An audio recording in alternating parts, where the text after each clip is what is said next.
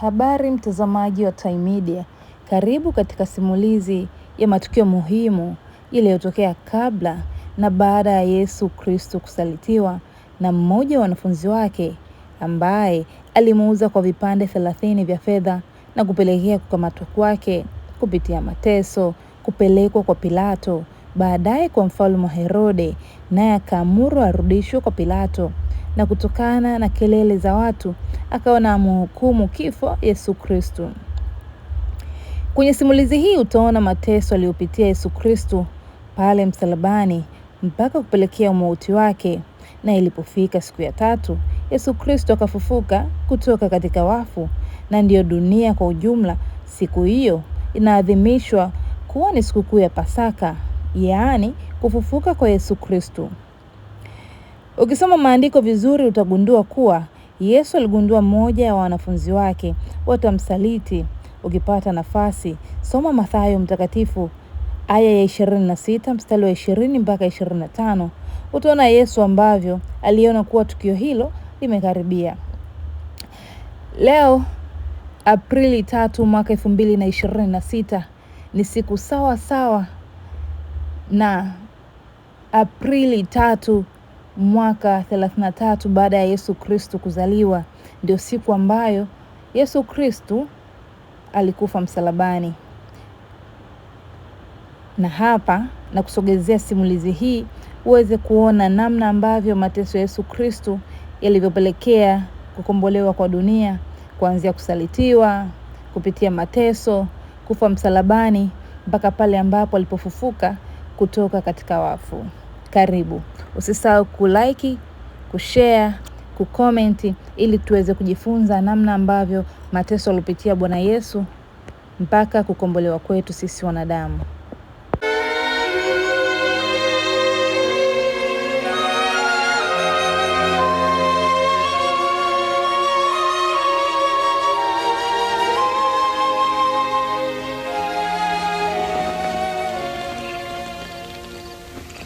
Mbona mnalala? Amkeni msali ili msiingie majaribio.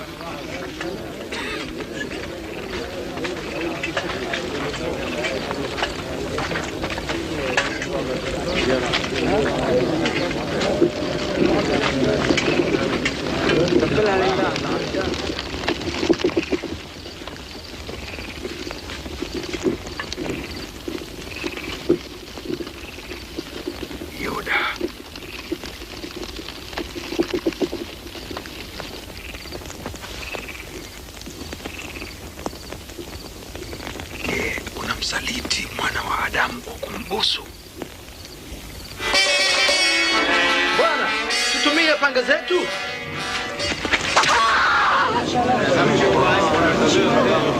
Haya, mkamateni. Yatosha.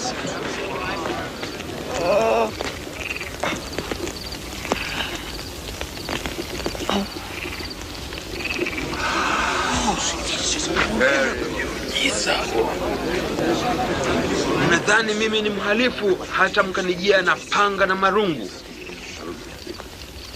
Nilikuwa pamoja nanyi kila siku hekaluni na hamkunitia nguvuni. Lakini huu ndio wakati wenu hasa, ndio wakati wa utawala wa Shetani. Wanafunzi wake wakaanza kujificha gizani, wakamwacha. Kamateni!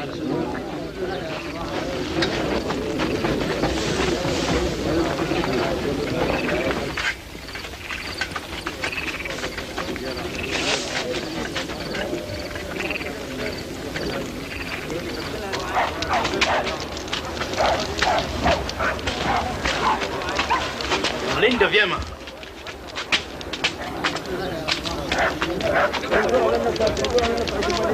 Askari walimchukua hadi uwani, wakamdhihaki wakimuita mfalme wa Wayahudi.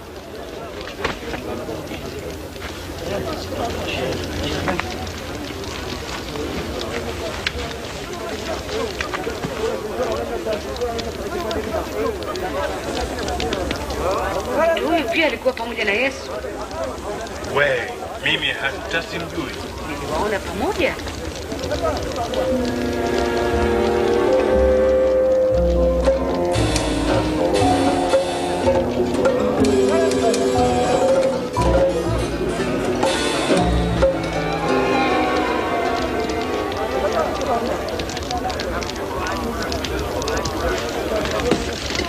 watumishi wako wanyenyekevu.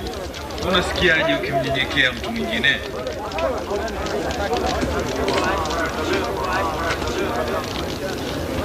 Wewe pia ni mmoja wao. Hata mimi si mmoja wao.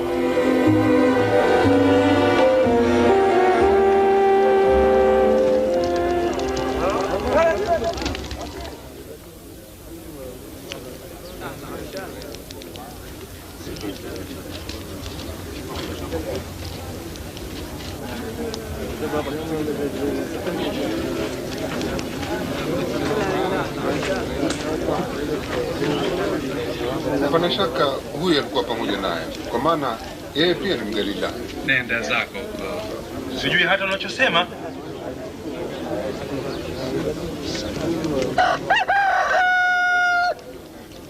Hapo Yesu akageuka na kumtazama Petro. Ndipo Petro akakumbuka yale aliyokuwa ameambiwa na Bwana.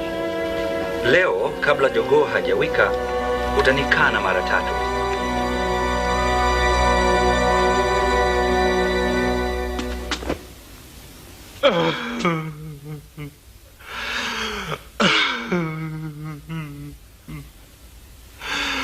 Bwana,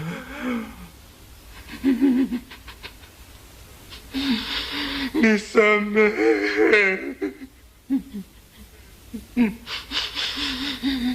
Nasikitika.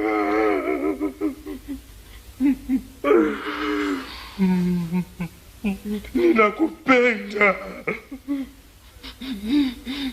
Nisamehe.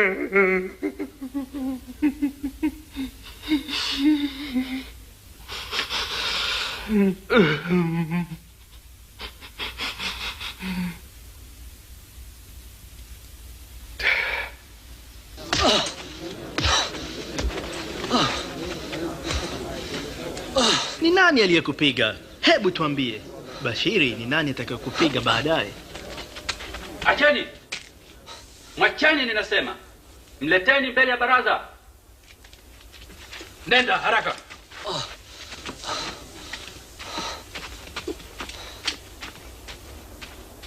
Yesu akaletwa mbele ya baraza la wazee wa dini kuhojiwa.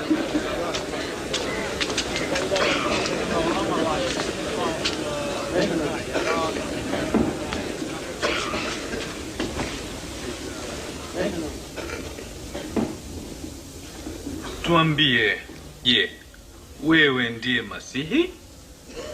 Hata kama nikiwaambieni hamtanisadiki,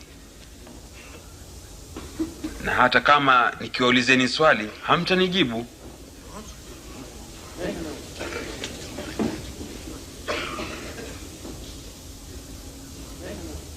Lakini tangu sasa mwana wa Adamu ataketi upande wa kulia wa Mungu mwenye nguvu. Ndiyo kusema wewe ni mwana wa Mungu, sio? Ndiyo, mimi ndiye.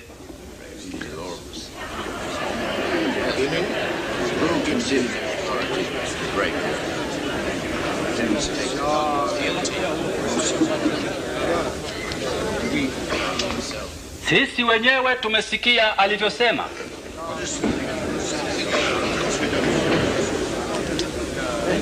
Tutampeleka kwa Pilato.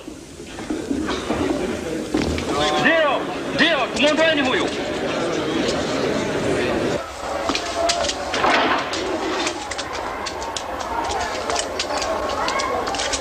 Nenda.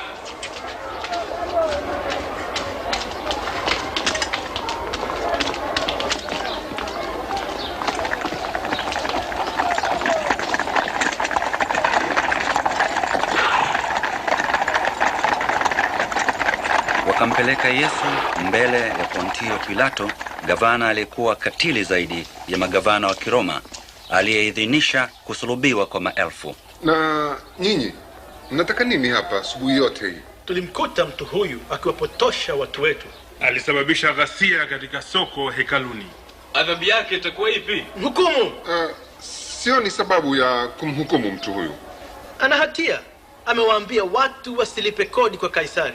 Tena anajiita ati yeye ni Masihi, mfalme. Mfalme? Ndiye mfalme wa Wayahudi? Ndiyo. Mimi ndimi. Alianza Galilaya na sasa amekuja hapa. Galilaya? Je, mtu huyu ni mwenyeji wa Galilaya? Kama ni hivyo basi mpelekeni kwa mfalme Herode. Si bado yuko hapa Yerusalemu, sivyo? Mpelekeni kwa mfalme Herode.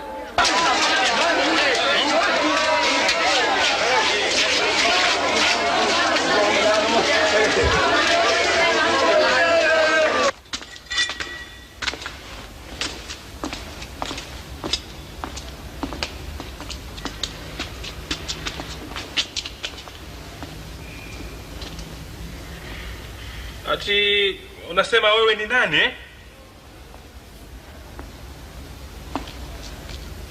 Ni kina nani wale unaowaita wafuasi wako?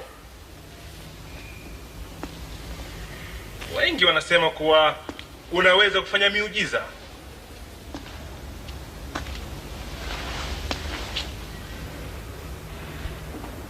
Hebu nifanyie mmoja. Bwana wangu amekuwa akiwapotosha watu wote. Anajiita mfalme. Mtu huyo? Mfalme?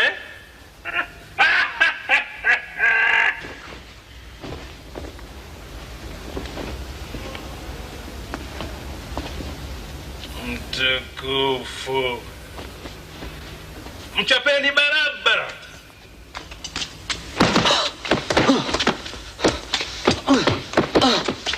Mrusheni kwa Pilato. Hili ni jimbo lake.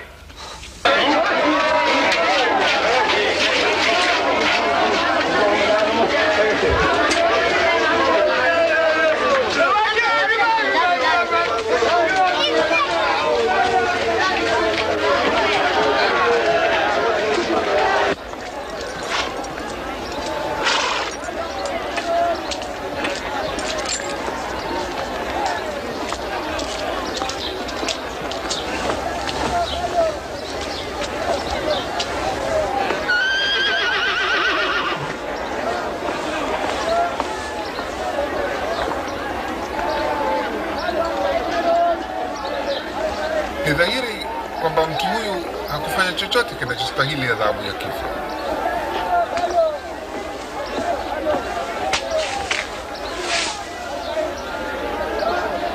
Kwa hivyo nitaamuru wapigwe viboko tu, halafu nitamwachilia.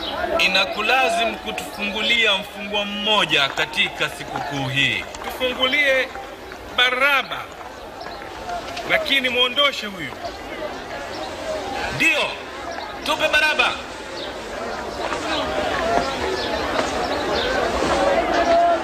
Msulubisha huyu.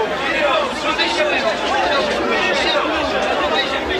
Wewe, na wewe, mchapeni.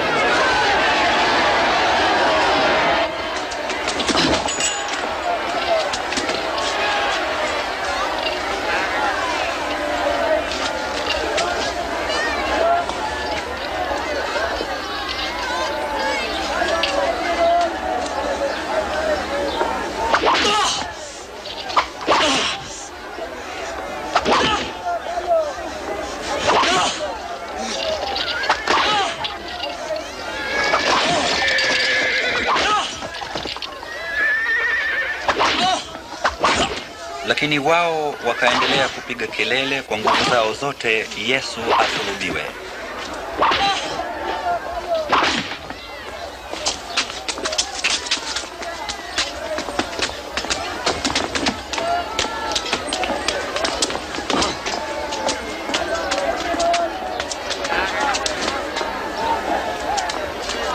Basi Pilato akaamua kumhukumu Yesu auawe.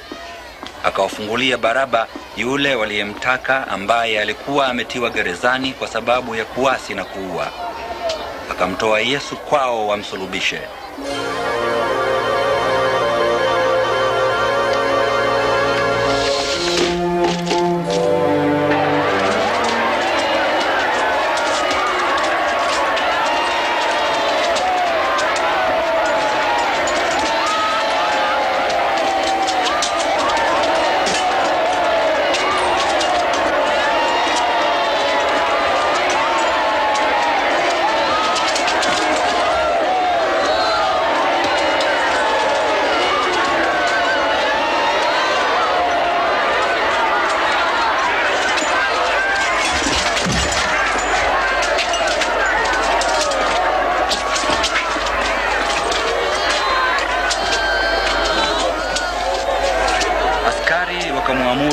mmoja jina lake Simeoni wa Kirene aubebe msalaba wa Yesu.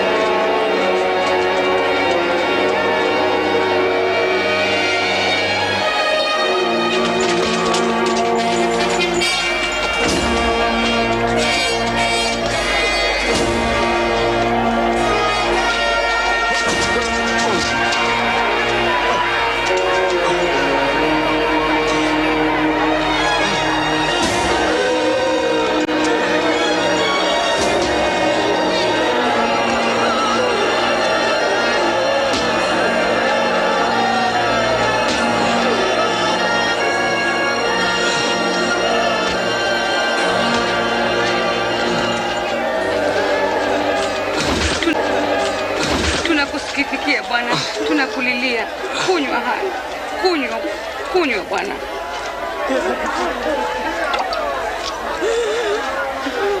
Enyi akina mama wa Yerusalemu, msinililie mimi, ila lieni kwa ajili yenu wenyewe na kwa ajili ya watoto wenu.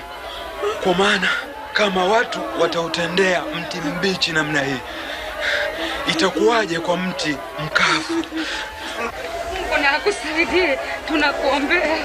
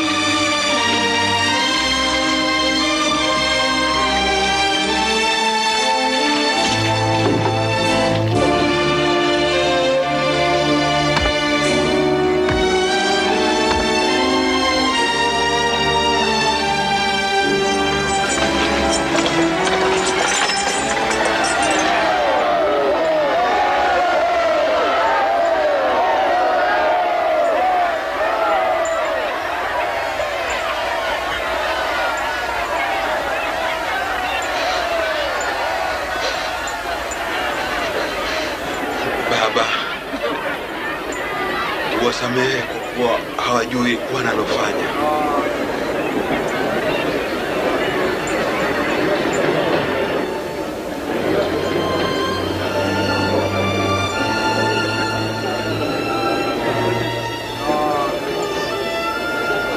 Waokoe wengine, sasa na jiokoe mwenyewe. Ndio, jiokoe mwenyewe kama kweli wewe ndiye Masihi. Ndio, Shuka kutoka msalabani, tuonyeshe baadhi ya miujiza yako.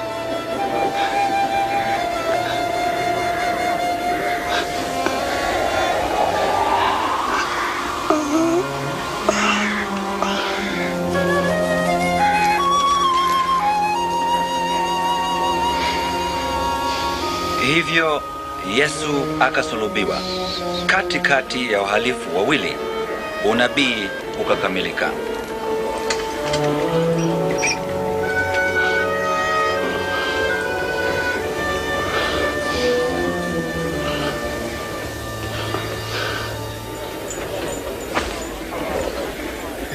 Hii si nguo ya kawaida. Kisha askari wakagawa mavazi yake kwa kuyapigia kura.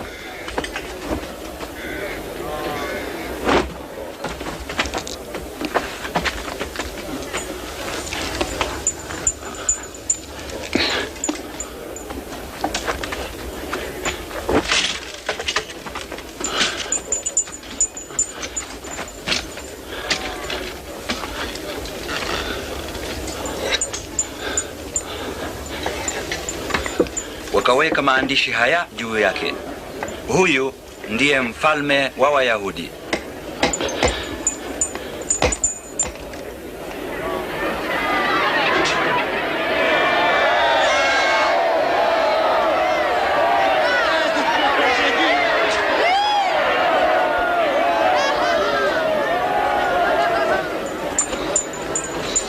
Jiokoe mwenyewe kama wewe ni mfalme wa Wayahudi.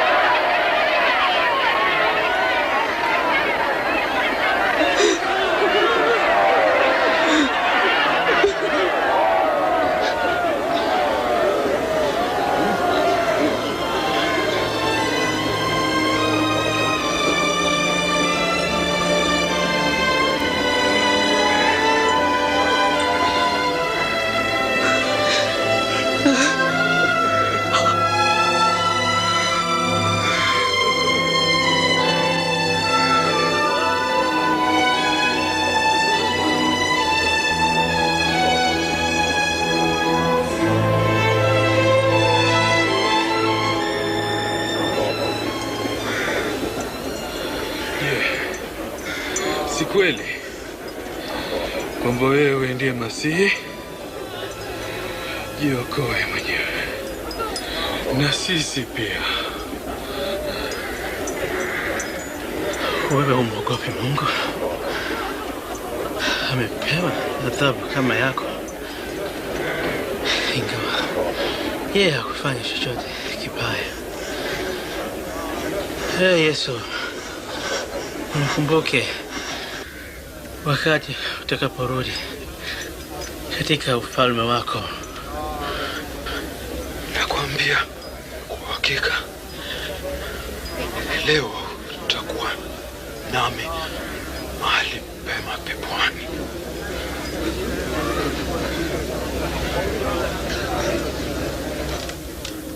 Ilikuwa yapata saa 6 mchana na giza likaivamia nchi yote kwa masaa 3 mpaka saa 9.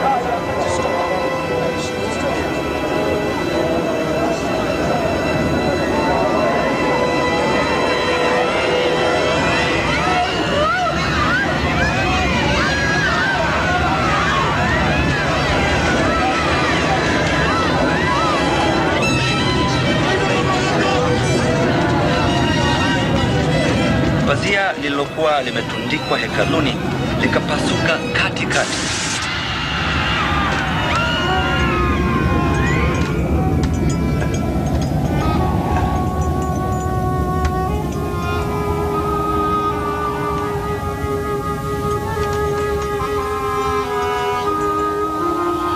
Baba,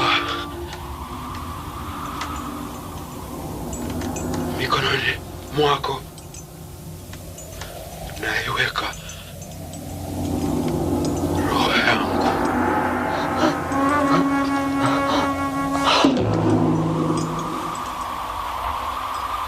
Hapo yule mkuu wa askari alipoona yaliyotukia, akamsifu Mungu akisema, hakika mtu huyu alikuwa mwema.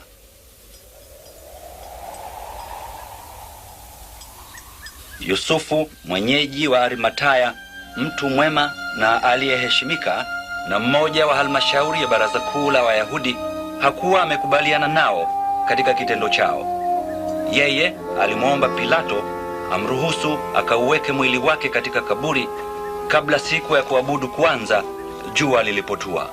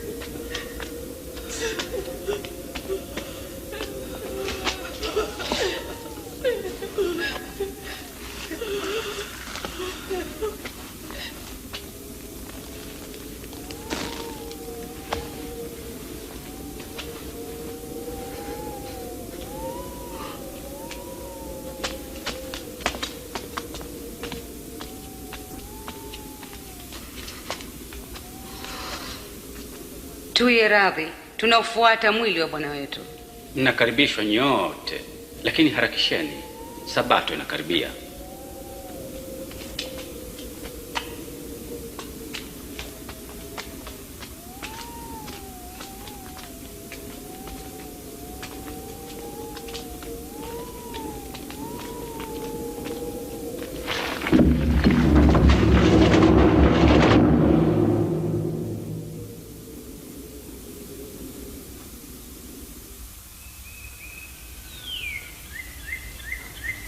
Jumapili alfajiri na mapema walikwenda kaburini wakichukua manukato waliokwisha tayarisha. Na kumbe wakalikuta lile jiwe limevingirishwa mbali na kaburi.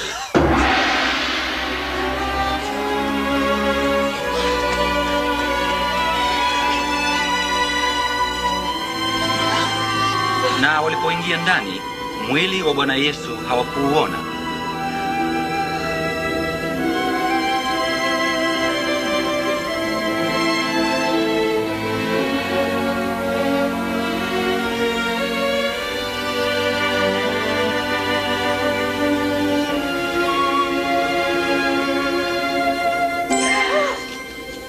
Kwa nini mnamtafuta aliye hai kati ya waliokufa? Hayuko hapa, amefufuka. Kumbukeni alivyowaambieni alipokuwa kule Galilaya, ni lazima mwana wa Adamu atolewe kwa watu waovu, nao watamsulubisha, na siku ya tatu atafufuka.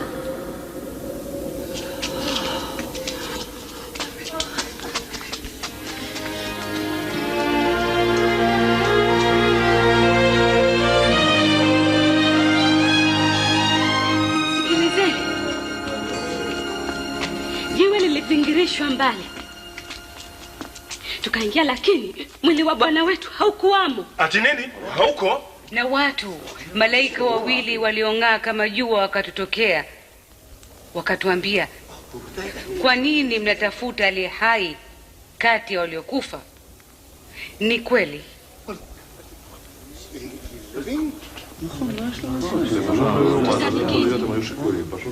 tusadikini. Nenda ukajionee mwenyewe, Bwana wetu hakuwemo. Petro, lazima utusadiki.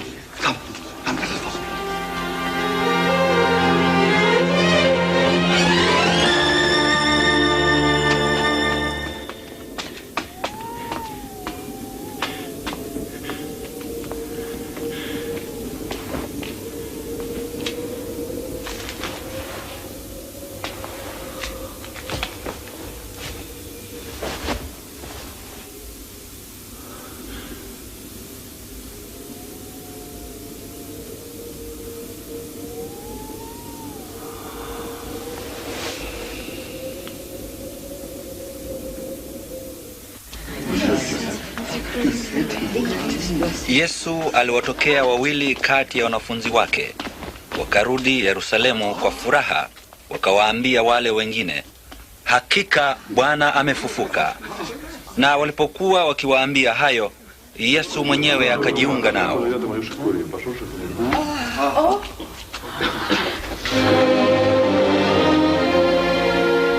Amani iwe nanyi.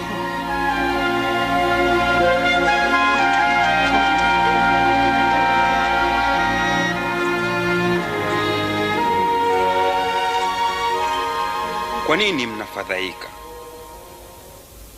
Kwa nini mna mashaka mioyoni mwenu? Angalieni mikono na miguu yangu ya kwamba ni mimi mwenyewe. Nipapaseni muhakikishe, maana mzimu hauna mwili na mifupa kama mimi mnionavyo. Hii ndiyo maana ya mambo niliyowaambieni nilipokuwa bado pamoja nanyi, kwamba ilikuwa lazima kukamilisha yote yaliyoandikwa kunihusu mimi katika sheria za kidini za Kiyahudi na katika vitabu vya manabii. Imeandikwa, Masihi atateseka na siku ya tatu atafufuka kutoka wafu. Pia ni lazima kwa jina lake kuhubiri habari ya kutubu na kuondolewa dhambi ihubiriwe katika jina lake kwa mataifa yote, kuanzia na Yerusalemu. Ninyi ni mashahidi wa mambo hayo, nami mwenyewe nitawaleteni yule ambaye Baba aliahidi kumtuma. Lakini ngojeni huko mjini Yerusalemu mpaka mtakapopewa ile nguvu kutoka juu.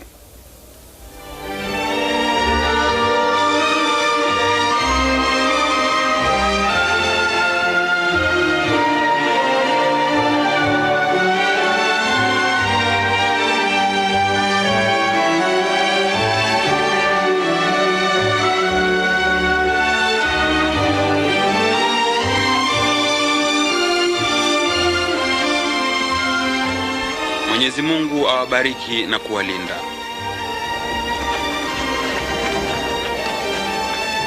Mamlaka yote ya mbinguni na duniani nimepewa mimi.